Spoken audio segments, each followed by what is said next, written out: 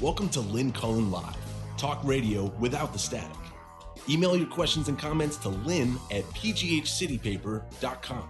And now your host, Lynn Cullen. Hey, how you doing? Hello there. March 23rd upon us. Amazing. And beautiful day here in Pittsburgh, PA. It's a Tuesday, so Susan should be there. Hello. Hello. Hello. God. I either need a husband or a handyman. Well, speaking as one who had a husband, I think you need a handyman. I know, because this is true.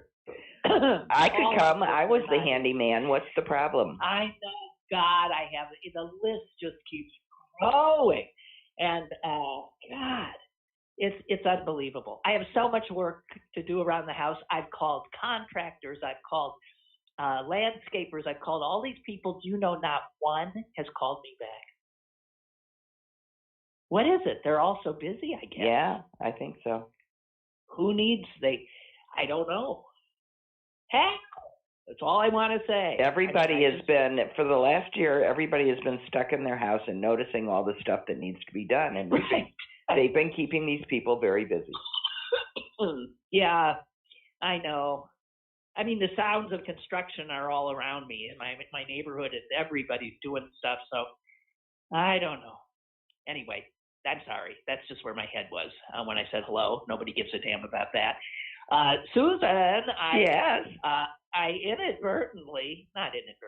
I yesterday had so much stuff I wanted to talk about that there were two things that seemed like, I don't know, really heavy. And I thought, I don't want to talk about this. I'll wait till Susan comes on tomorrow. Well, I'm looking at those subjects again, and I don't know that I want to talk about them again today. The first one is immigration, the border. And I said, I don't want to talk about it because it seems to me that it's like one of those sort of intractable problems. Yeah, what are you going to do? I mean, a country needs to secure its borders, obviously, or why have countries? So you have to have some border control.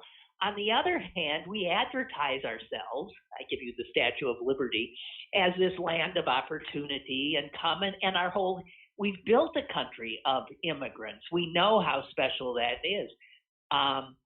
We want to do it. Some of us do. Yeah, we want to do it humanely, but the fact that there are other nations that have these huge problems and desperate people in them, and one can see why they are, coming here or hoping their children have a chance at a life by doing this. And turning those people away just to me is so gut-wrenchingly, morally wrong. And yet, you have to listen. This has been simmering for decades, and Congress has categorically refused. Our representatives, each and every one of them, have not been able to come together to pass any kind of legislation that would in any way help this. And so you have presidents sort of piecemeal trying to do things. So, look, we don't have, I hate to sound like Biden, I'm not going to say look. That's the new word. Is that what he says, look? Everybody says look. That's the new. No, you know what the word is? No, it's the new so. Oh, so okay. You know how people start everything with so, blah, yeah, blah, blah. Now it's look. So you're saying it's look? Yeah. Well, that's good because so annoyed me. But okay, look. Look. Annoy me now. Okay, look. Okay, I'm looking. What?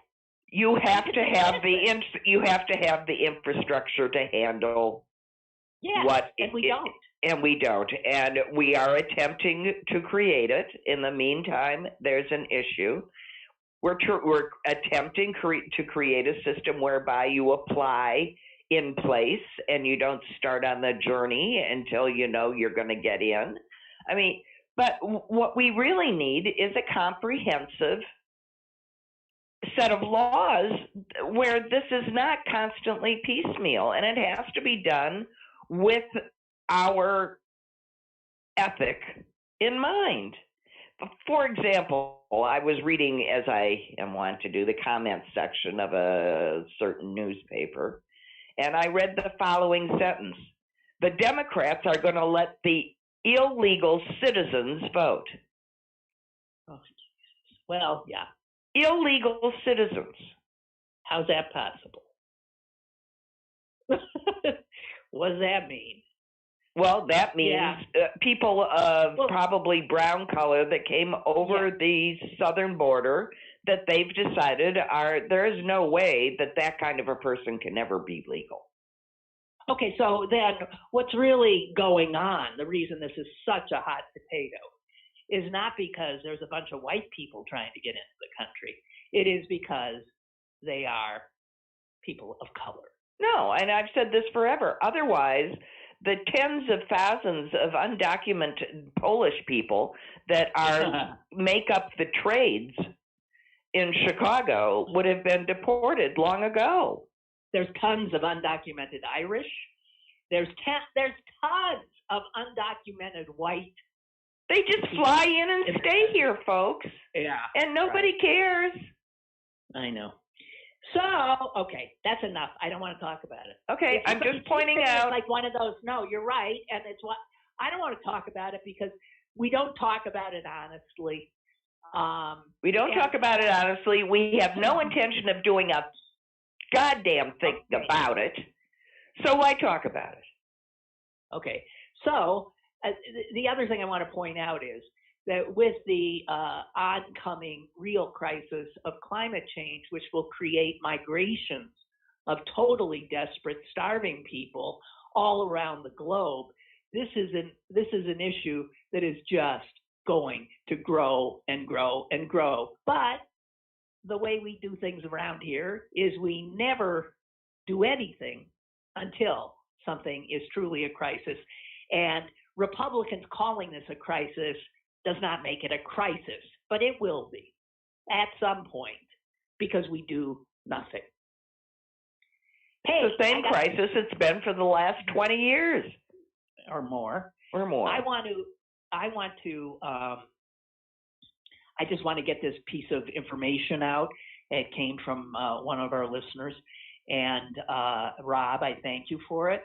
We've been talking about vaccines and, how hard it is for so many people to get them here. And Rob says this: I want all of you who are veterans or spouses of to listen up. He says the VA has the vaccine for those veterans and spouses over 55. He says it's been that way for a month. Apparently, they're keeping it secret. He says, I don't know. What good does that do? I don't know if anyone would know it if you don't go there. But he happened to go there, happened to ask. And they said, oh, yeah, right. Just go right over there. He said there was no line. And he got a shot and was given an appointment for the next and went and got that one. No line.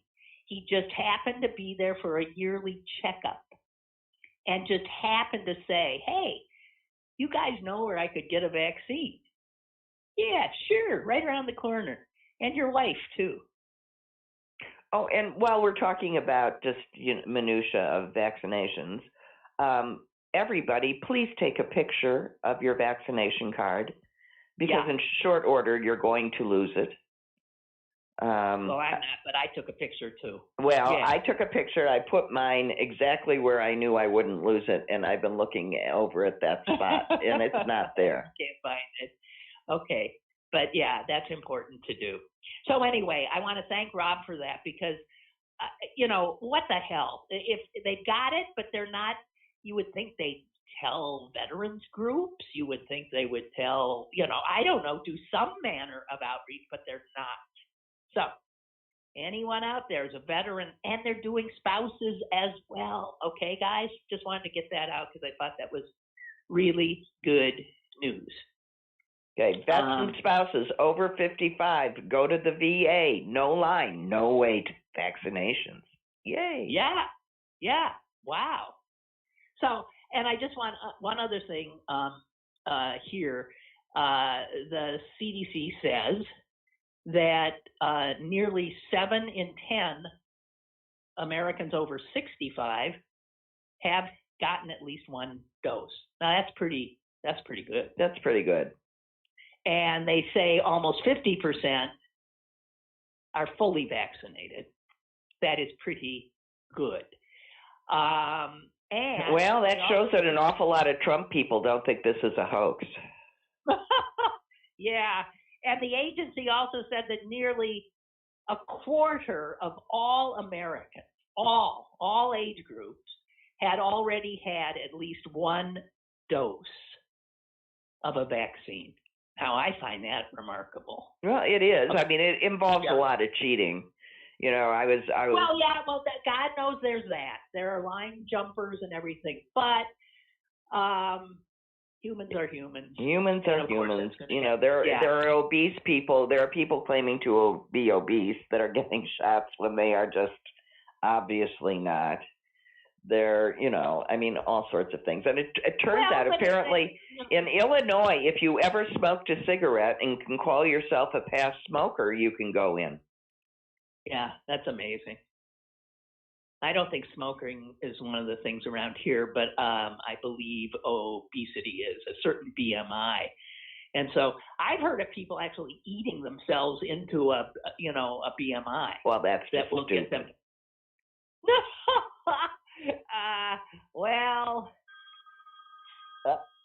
Hello? Yeah, I'm sorry. That's my other phone. Yes, I apologize. That's okay. Mine rang yesterday during the show. I have a lot of stuff here. Here's another thing. Democrats are apparently really gearing up to something that was always considered just a wacky idea. Oh, dream on. But they're gearing up to make the District of Columbia a state. Now, the House, about time. They haven't had any representation. There's more people than the state of Idaho. No, I looked. Here's what it is. It's not Idaho. I looked. I said, so how many people does District of Columbia have? They have around upwards of 700,000, okay? And I'm thinking, wow, 700,000 and you get 2 senators and probably just one representative. See, in most states that have some people in them, you have more representatives, at least 2 and 2 senators, or 5 Congress people and 2 senators. But in some of these states, they got 1 member of the House and 2 senators. So the people in those states have such more power in the representation they have in D.C. So if D.C. were to be a state, it would go from having like no representation practically to having outsized representation. Right. You know what that means? We'll have a Democratic state to outweigh all those Republican states. All the Republican states. So listen, I looked it up. I said, what are the lowest population states? And the fact is that D.C., if it were made a state, would not be the least populated state. That is Wyoming. Wyoming. That is Wyoming with 580,000 people. And stop and think of this. 580,000 people. And they've got 2 senators. Jeez. I mean, there's tons of cities in this country that don't have. It's mind-blowing. The Senate is such a relic. Alaska has 735,000.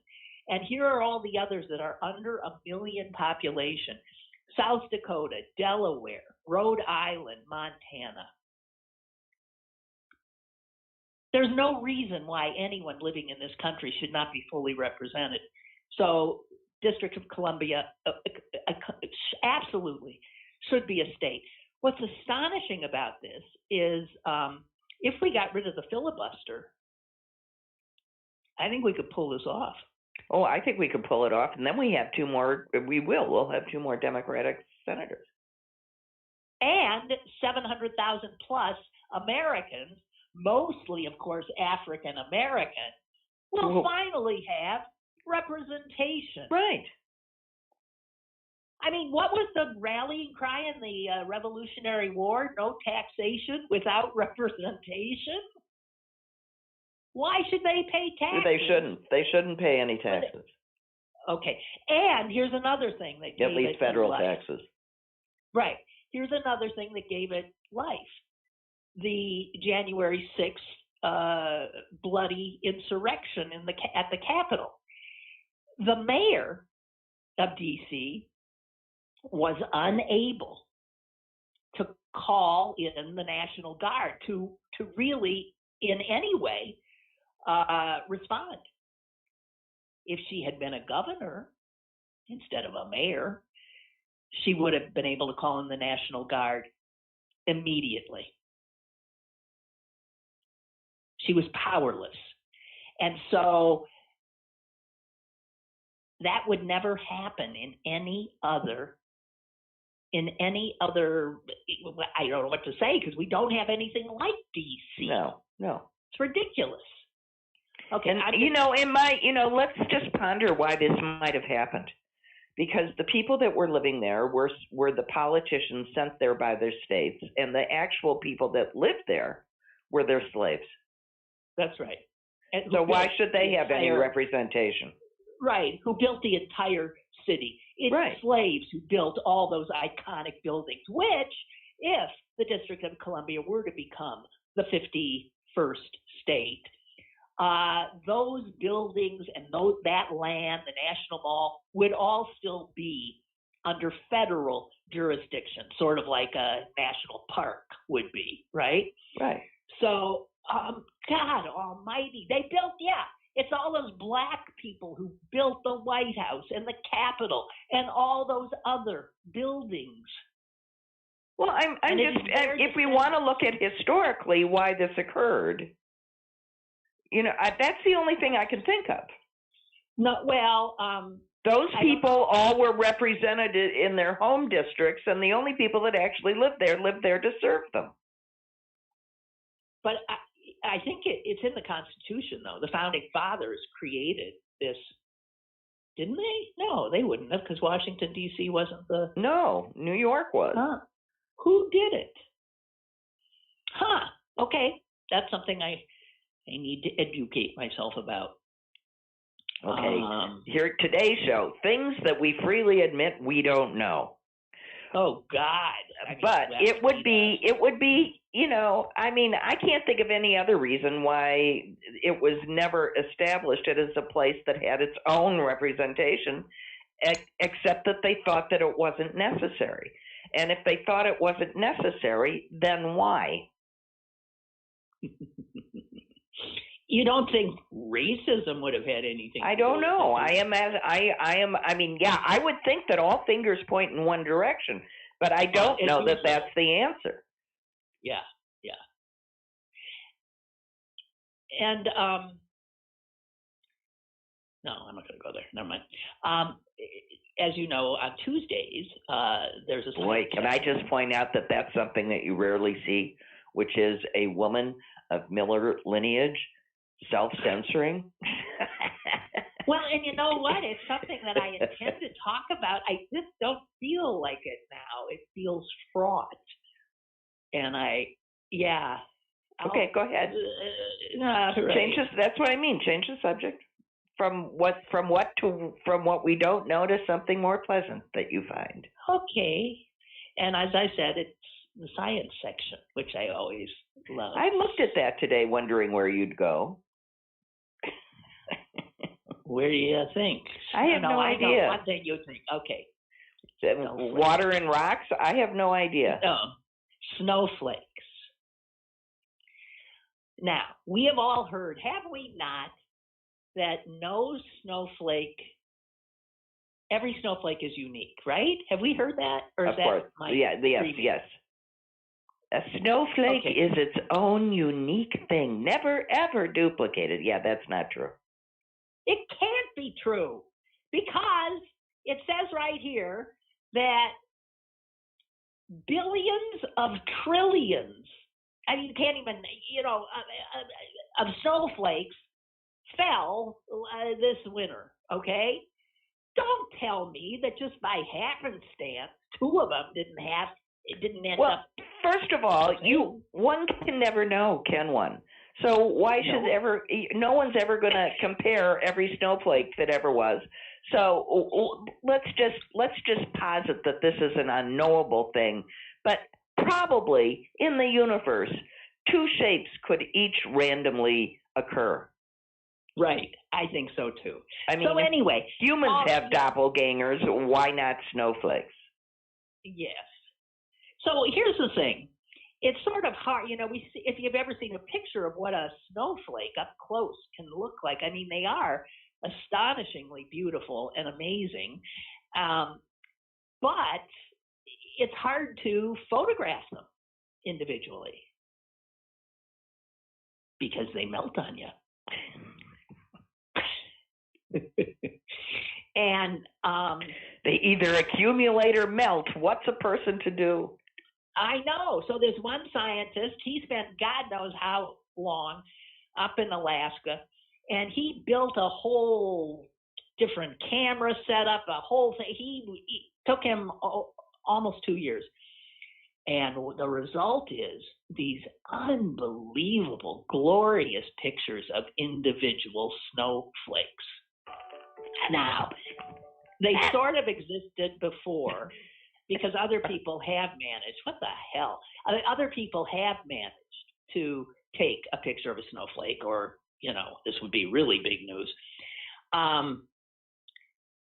The prettiest snowflakes, Susan, occur when the temperature is between 15 degrees and 5 below. And so around here, we don't get the most beautiful snowflakes very often because that's a little cold for Pittsburgh. But that's why this guy went to Alaska to get the more beautiful ones. So you know what? Well, because it makes sense that they exist longer, so they can spin themselves out longer and create more extraordinary configurations. Right. But so here's how they say a snowflake is formed, just for those of you who wondered. An individual snowflake is born in a cloud when a water droplet freezes into a tiny little ice crystal. And the shape of the water molecules within the water, within the ice crystal, causes them to stack together in that hexagonal pattern that is a snowflake. And then it grows and builds and grows, so it creates little things off of each of the six of it. And it absorbs more water vapor and other droplets, and it takes about 100,000 water droplets evaporating to make one snow crystal. It really is sort of mind-blowing. It really is sort of mind-blowing. Yes, it is. So don't tell me there aren't two snowflakes somewhere that once existed that looked exactly like each other. I'm telling you, because, that reminds me of this wonderful quote I came across about such things, all these big numbers that just make your head explode. This is by the playwright Tom Stoppard, and he said this: eternity is a terrible thought. I mean, where's it going to end? That's exactly the way I feel about it. It gives me a stomach ache just to think about it. Yeah, I know, exactly. So when you get into these big numbers, where's it going to end? I love it. Okay. Trying to see if I have an interest. Did you hear about the overdue library book, right? No? What, the woman that sent it back? Yeah. Because that's the only way you ever hear of these, because someone finally just says, "Oh my God, I got to do it." But I can't remember. I know that she sent it back, but I don't know anything else. Okay, well, she took it out when she was a kid, and now she's 74. It was 1957 when Betty Diamond took the book called Old Paul out of the Queens Public Library, and she finally sent it back. It was about 23,000 days overdue. But do you have any of it? I think somewhere I have a musical score that has, I can't tell what library. I can't imagine where I got it. I don't know anything about it, but I do have it. And every time I come upon it, my guess is if you looked on the cover of the book, you'd know exactly where it came from. Well, I'll look a little closer. But anyway, libraries are used to this kind of thing, and in fact, since the pandemic started, the New York City library system got rid of all late fees, and they're starting to discuss whether to just get rid of them altogether. And generally, if a book doesn't come back after 7 years, they just stop even toning up. They forget about it. But this woman was she said every time she'd move, she'd see it and just get mortified. I mean, mortified. She loves libraries, loves books. And here's what she finally says, and I think this is such a wonderful quote. She says about libraries, "It just seems to me like such a statement of faith in humanity. Just giving people books and believing they'll return them." I mean, that's true. It is true. And even if they get returned about, how many years later? God almighty. And by the way, she sent it back with a note and a check for $500 as a donation to the library, when they wouldn't have charged her anything. Brooke writes, "Look, instead of heading to the border, why can't immigrants go to the nearest American embassy? We have embassies in just about every country. Let the embassies sort this out." Well, they don't have their. Sure, it'll be a complete mess, but no more a mess than what you have on the border. Well, that in fact is what they're setting up. They are setting up a system where there will be, probably at an embassy or a U.S. government building staffed with people that can take and process a request for, to get in. I mean, that's exactly what Biden is saying he's going to do. Poor guy. I mean, how much crap does he have on his? I mean, and here's the thing. He's been in office for what? 2 months? 100 days. Not even 100 days. Not quite. January 20, February 20, March, it's been 2 months. Okay. No, not even a week. It's pretty much 2 months. So, people are screaming, "Dusa, you haven't done anything about this. You haven't done anything about that." And as is usually the case, Republicans leave such a fucking mess.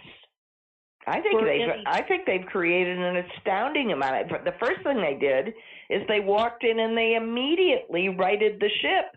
I mean, all the seasickness went away. It was suddenly smooth sailing again. I count that as a huge accomplishment. Mm-hmm. Not to mention the stimulus bill and I think getting that through, and that is another huge accomplishment. It's going to be followed by another one, which will be a huge accomplishment. You want to know what they'll be talking about on Fox News, though, today, probably? This unbelievable news. I can't believe it myself. First, it was Mr. Potato Head. Now what? And then Dr. Seuss. Now what? And then Dr. Seuss. The community chest cards in Monopoly.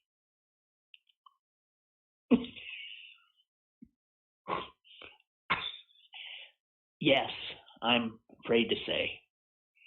They are. Do you remember what you get when you pick up a community chest card? You'd land on the community chest, and you get things like,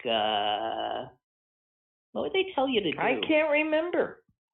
I can't even remember. I mean, come on, guys. What would you get? You would get, I don't know. I can't remember. Here, I'm working on it. Okay.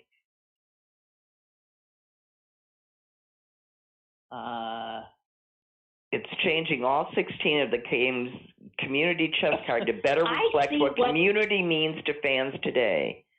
Yes, but this is what I want to know what they use. Yeah, I know. Because I've got the old one, I've got the new ones, and the new ones will make Fox News go nuts. So the community chess ones now say things like, you will be rewarded as a player for rescuing animals. And you'll be penalized if you forget to recycle.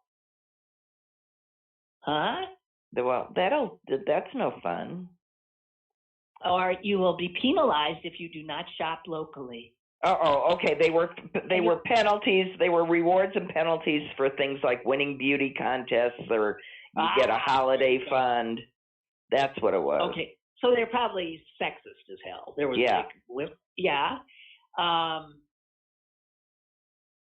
Okay, so the company that owns it, which is Hasbro, and I think they owned Potato Head too.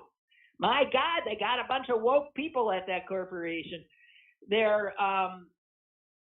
only updating all 16 of the game's community chess cards. Okay, I've got it. Okay, I'm just saying, Okay, here. There's a travel voucher. Move forward to any. Oh, that's bus tickets. Oh no. Okay. I'm looking at people that are selling them. They're honestly selling them. Here they are. Income tax refund. Collect $20. From sale of stock, you get $45. Doctor's fee, pay $50. Pay school tax, $150. You inherit $100. Collect $50 from every player. What the hell does that have to do with the community chest? You are assessed for street repairs. Life insurance measures. That's odd. Okay. Bank error in your favor. You win a beauty contest. Okay, take that one out. Pay hospital $100. Well, that's just laughable. Pay hospital $10 million. Yeah, update that one. Hey, we got a caller. Caller, get in on this. Hello. Oh, the caller hung up. Well, maybe they were calling with the cards. Yeah. Sorry. Yeah. Sorry.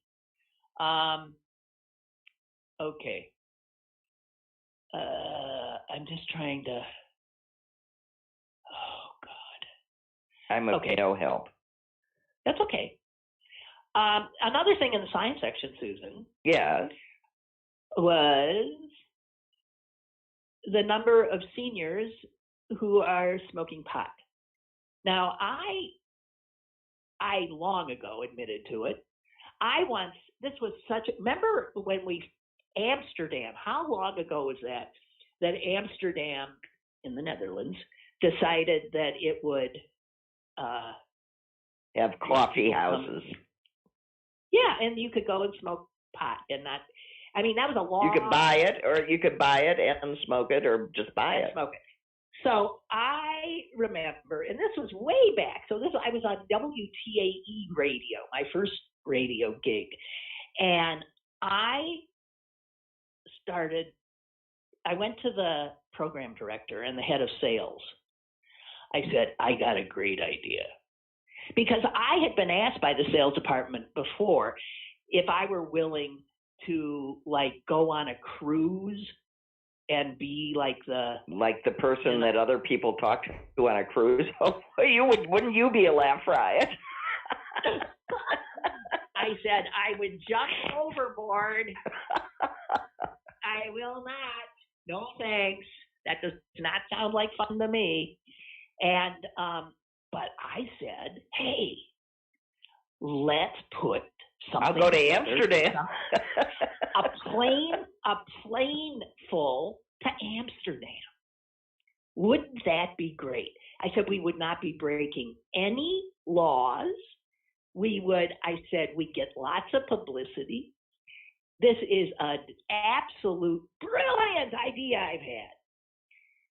And he didn't initially say no, but eventually he said no. Corporate was very uncomfortable with it because even though we wouldn't be breaking laws in Amsterdam, we would be, doing something that would be illegal in our own country, whatever. Well, fast forward to the only thing that has improved in this country. Yeah. So now we have, how many? We have 4 more states just in November legalized it recreationally. Arizona, Montana, New Jersey, and South Dakota. Those are 2 red states, 1 purple state, and a blue state. Virginia also has done it through their legislature and not through a ballot, and the governor's going to sign it. And that means that there are now 16 states plus the District of Columbia that permit adult use of marijuana. And most of the other states have legalized medical. So it turns out there's an article in here about how during the pandemic, marijuana use among older Americans has gone way up. And it's gone up actually markedly just in the last 3 years. And they don't trust the numbers they're getting. It says here on the growing popularity of cannabis among older adults, although the proportion using marijuana, or at least acknowledging its use, remained small. So I don't think it's growing at all. It's just those people have always used it. It's just now they can buy it. And now they can say it. And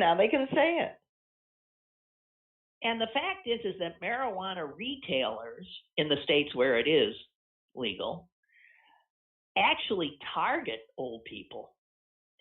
And they talk about all these retailers in even in Illinois, Susan, they have things in Waukegan, Illinois.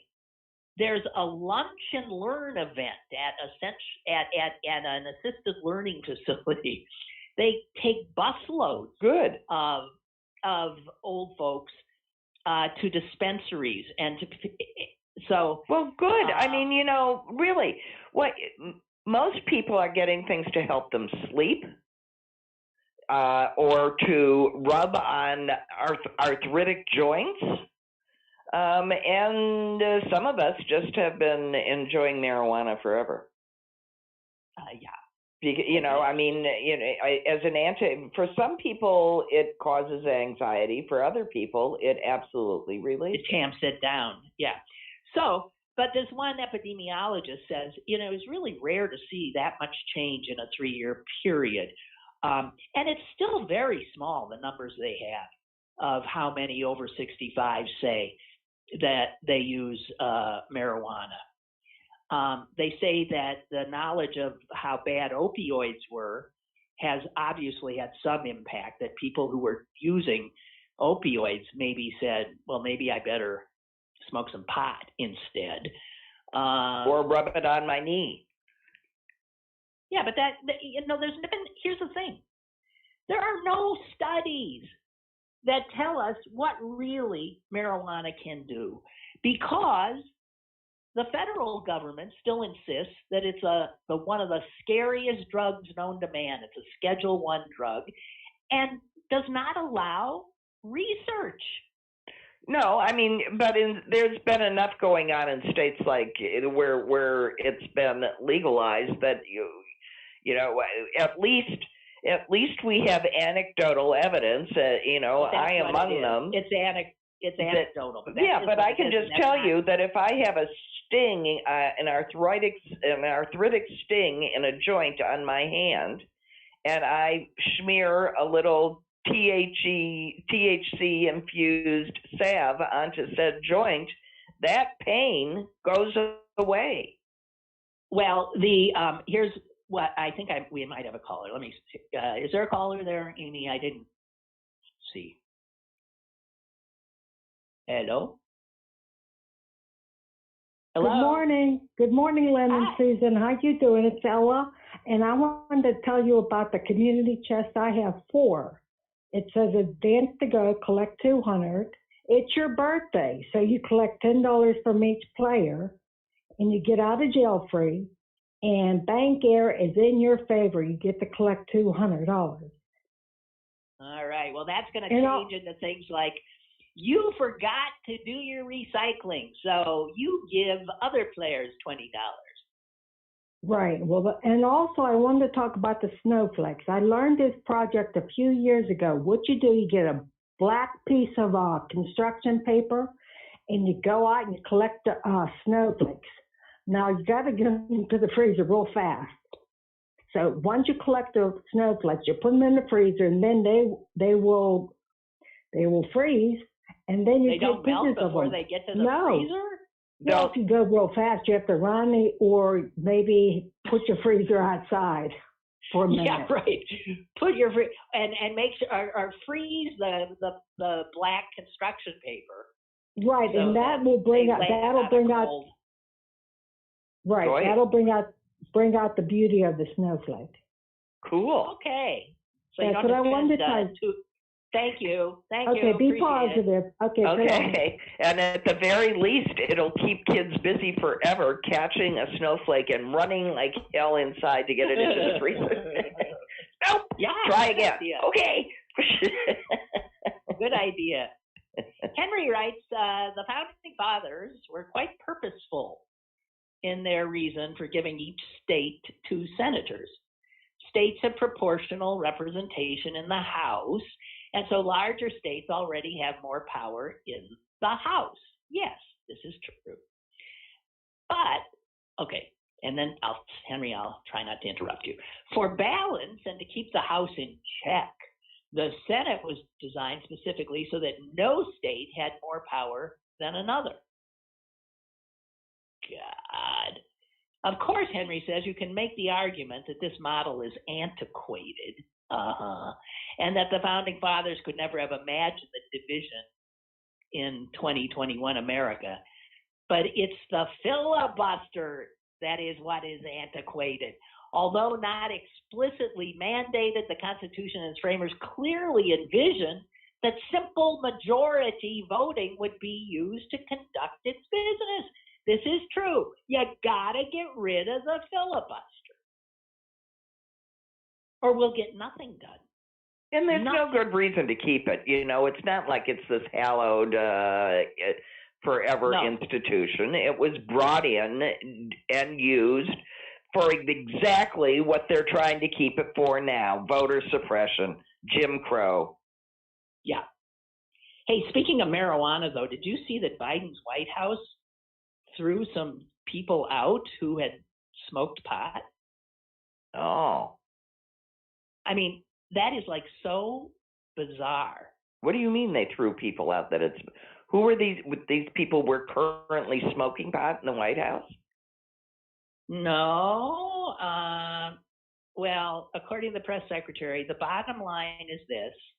Of the hundreds of people hired, only 5 people who had started working at the White House are no longer employed as a result of this policy.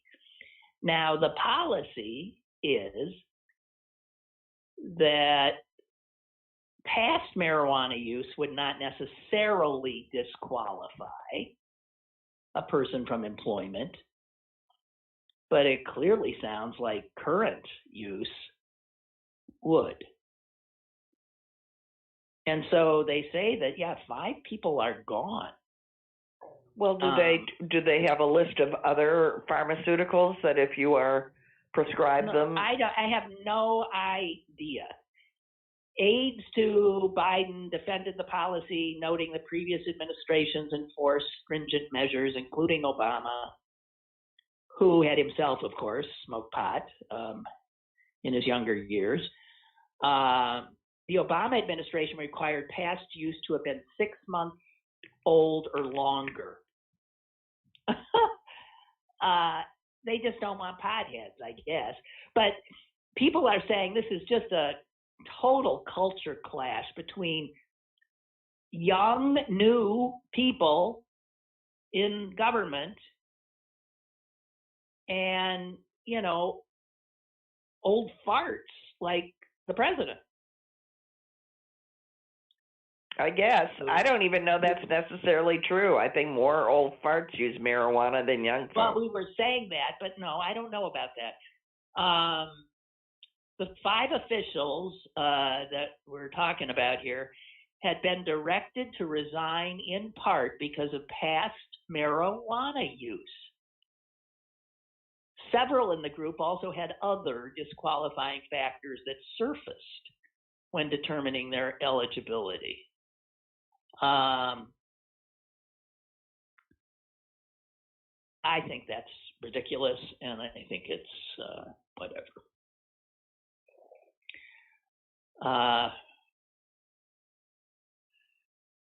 Well, we're heading into a transition here, and okay.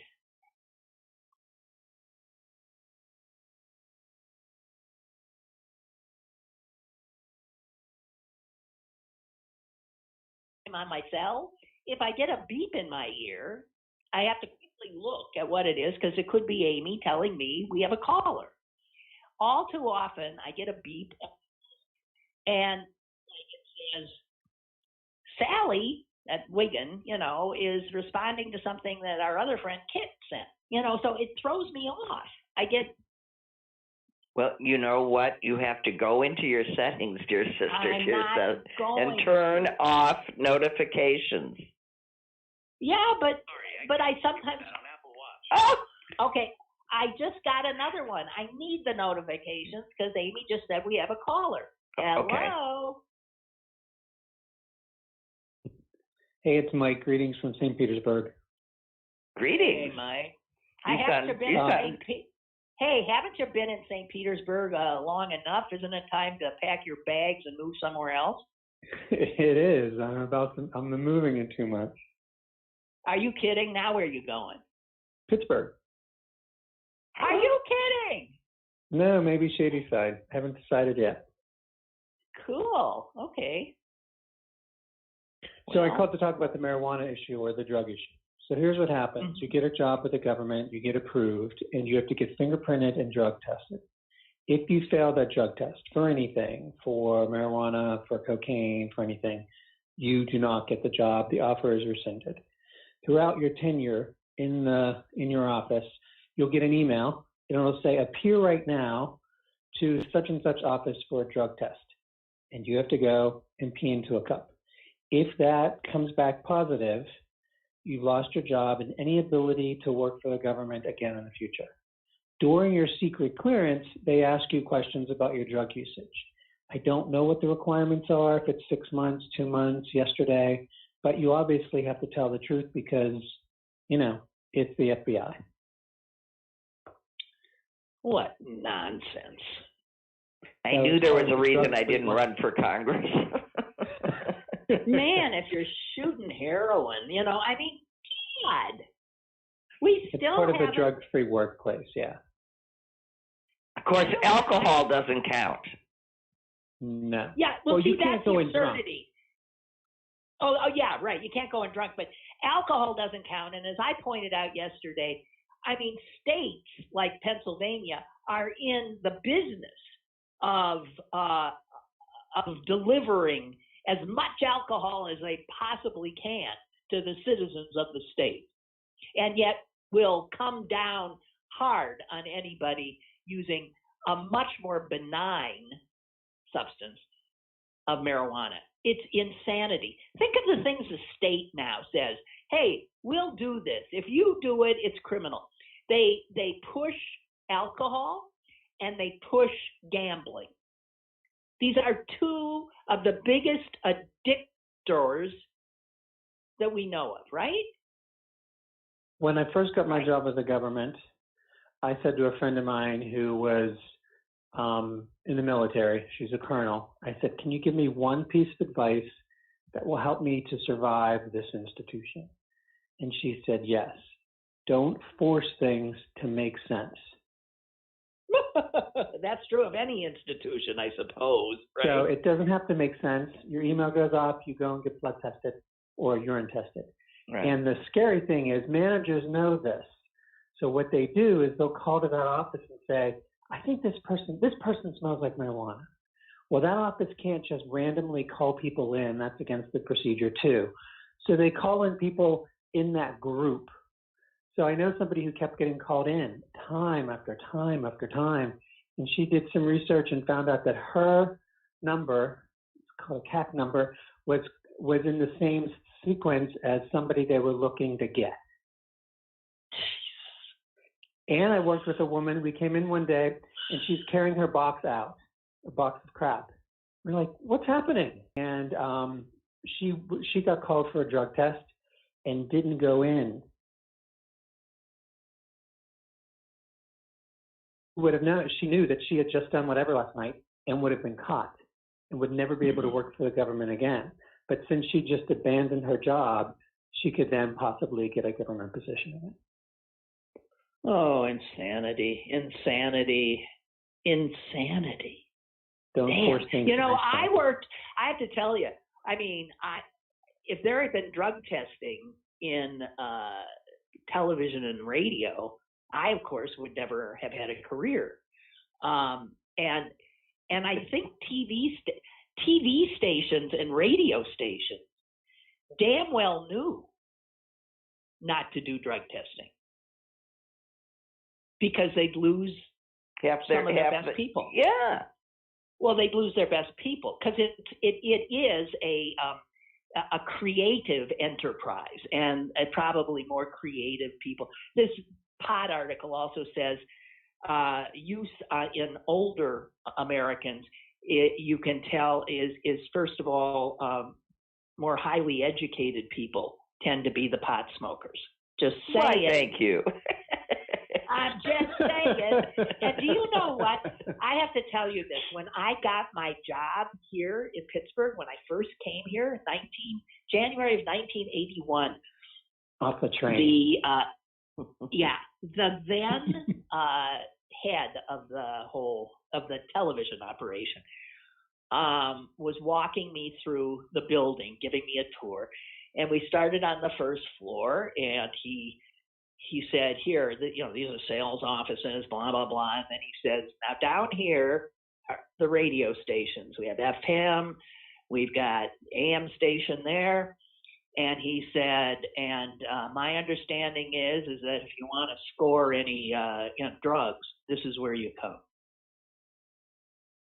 That was from the head of, this was a guy in the third floor big office. Well, how helpful and welcoming of him.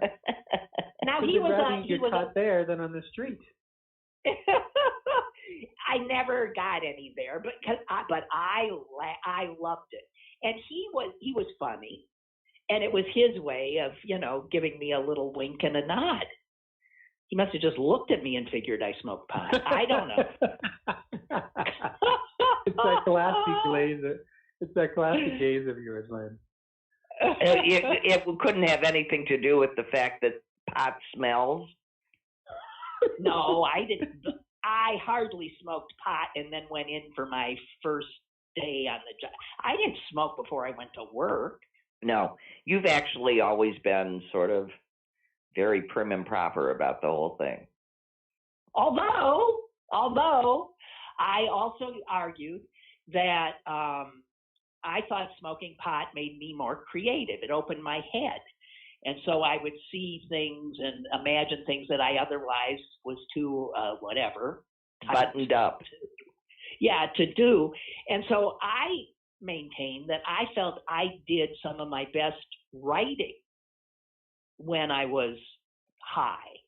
And I remember somebody saying to me, no, you just think you did some of your best writing while you're high. And Let's do a study. No, here's how I know. Well, you can read what you wrote. No, but I also got awards. And one of the biggest awards I ever got, I wrote that piece stoned. I know I wrote the piece stoned, and it stood out. So, geez. Did you, when you were on air, did you ever have to do a no drug public service announcement thing? Your brain on drugs? I don't know that I don't remember ever having to do that. Oh God. No, I don't remember ever having to do that. But oh dear. So, I guess that's why they didn't ask you. Yeah, I'm sure we'd remember if that ever happened. Although, I mean, there were times, I guess, when, shall I admit this? I don't know. I have no idea what you're going to say. We're not in your head. If let's just look back at people who say things like this, like Ron Johnson saying, "I'm going to get in trouble for saying this," but well, I'm well beyond getting in trouble for it. I am going to say it. I did a PBS show for a little while there. With another talk show person, Ann Devlin, who later left the business. And it was called Cullen Devlin. I think much to Ann. Devlin's upset. Yes. It's a terrible name. And we were there. It's a terrible name. It's two Irish people. That's what it sounds like, Cullen Devlin. It sounds like a skin disorder.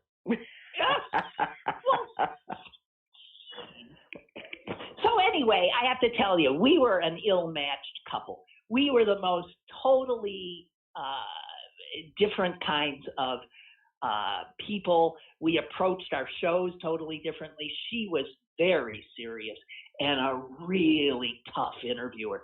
She was like out of the, if you went on her show as a guest, she might rip you apart, with facts. It was amazing. I would sometimes listen to her and think, wow, I never did such a thing. My whole thing was always to entertain. And I don't like making people feel uncomfortable.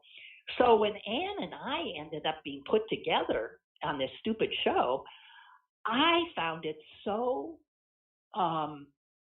it was very anxiety producing for me. And I think for her, we just didn't quite get along. She, in the course of that show, quit twice. I once had the general manager begged me to call her and apologize. I said, for what? For being myself? I would get loud. Imagine that. Well, a few times she was like doing what she did, and I would get so uncomfortable that I'd throw in a joke. Like she was going after somebody, and I'm feeling sorry for the poor soul that's sitting there. So I would, relieve the situation. She wanted to kill me, and I understand that. I totally understand that. So I would say, Ann, really, I'll try not to do it. But if I do, just tell me to shut up on the show. Just say, shut up. I said, it'll be good. It'll be funny. But nah, we did. So I started smoking pot before I did the show. I would get in the car. Well, drive the show. that wouldn't help. That would just create funnier interruptions. No, it did. It helped me. I would go in there. I would smoke pot on the way to WQED. I'd walk in. I must have reeked of pot. And I never did anything. I must have reeked of pot. Everybody there must have known I was stoned. At one time, some caller to the show, the radio show, said, "Were you stoned last night on Cullen Devlin?" It's that classy Lynn Cullen look. And I said, "No, of course not. What? How could you think such a thing?" Anyway, the show was awful. Oh, God, it was just awful. So, it's important. A no-show is going to work where there isn't some sort of chemistry, and if even your discomfort didn't create the right chemistry, it was lost. Sometimes that actually works. Yeah, no, this was not going to work either way. I'm not sure. I can't remember how the show ended, but it eventually did. But I tried mightily to stay in the hunt, and I never quit in a snit. Because you were high. No, I was only high toward the end. I was straight as an arrow. She was busy doing the who, me? What? Okay, I have never admitted that on the air before, so that's a historic. Good work, Mike from D.C., St. Petersburg, soon to be Pittsburgh. Maybe I should be a reporter. No, you left out Seven Springs. It was Pittsburgh. Oh, I'm sorry. I thought I did pretty good. I thought that was impressive. You did well, Susan. Susan, you did Jeez, no. All right, you two. We're out of time. Oh, and we solved the world's problems today, too. That was good. What song is that? Baby, baby, baby. Oh, it's a Stone song. We're out of time. Aha! Guess what I'm doing, Mike? I'm singing. You better it took get too off. long to hang up. Goodbye, everyone. All right. Bye. Goodbye. Goodbye, everybody. See you tomorrow. And Suze, thank you. Bye. Bye.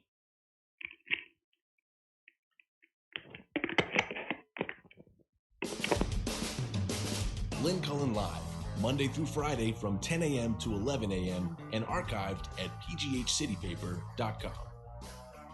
The opinions expressed on Lynn Cullen Live are those of the host and do not necessarily reflect the viewpoints of Pittsburgh City Paper or its advertisers.